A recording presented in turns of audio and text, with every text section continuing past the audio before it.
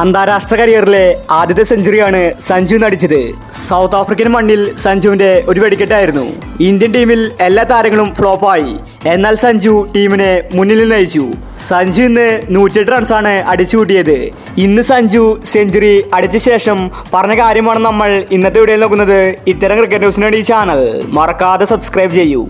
South Africa ശരിക്കും നാണം കെട്ടു. ഇന്ത്യയുടെ വിക്കറ്റ് പെട്ടെന്ന് സൗത്ത് ആഫ്രിക്ക നേടിയിട്ടുണ്ടായിരുന്നു. രാഹുൽ അടക്കം എല്ലാ താരങ്ങളും ഔട്ടായി. എന്നാൽ സഞ്ജു കളി വിട്ടുകൊടുക്കാൻ ഒരുക്കമല്ലായിരുന്നു. സഞ്ജു അടിച്ചു കളിച്ചു. അങ്ങനെ ഇന്ത്യ 50 ഓവറിൽ 296 റൺസാണ് അടിച്ചു കൂട്ടിയത്. ഇന്ന് തൻ്റെ കരിയറിലെ ആദ്യത്തെ സെഞ്ചുറി അടിച്ച ശേഷം സഞ്ജു പറഞ്ഞത് ഇങ്ങനെയായിരുന്നു: എനിക്ക് ഒരുപാട് സന്തോഷമുണ്ട്. ഞാൻ ഏറെക്കാലം കാത്തിരുന്ന നിമിഷമാണിത്.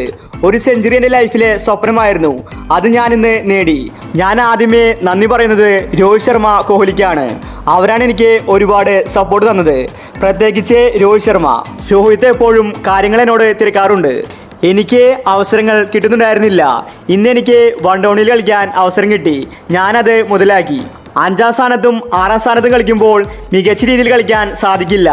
അതുകൊണ്ടാണ് എനിക്ക് സെഞ്ചുറി അടിക്കാൻ സാധിക്കാഞ്ഞത്. ഞാനിപ്പോൾ ഒരുപാട് സന്തോഷത്തിലാണ്.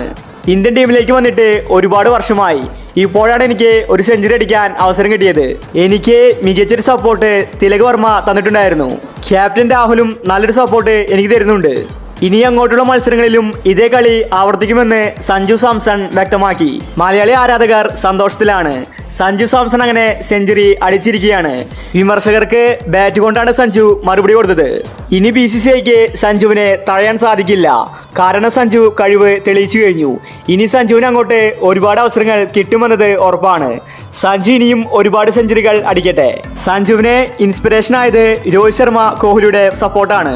അപ്പോൾ ഇന്നത്തെ സഞ്ജുവിന്റെ സെഞ്ചുറിയെ കുറിച്ച് നിങ്ങളുടെ അഭിപ്രായങ്ങൾ താഴെ കമന്റ് ചെയ്യൂ. ഇത്തരം ക്രിക്കറ്റ് ന്യൂസിന് വേണ്ടി ഈ ചാനൽ മറക്കാതെ സബ്സ്ക്രൈബ് ചെയ്യൂ.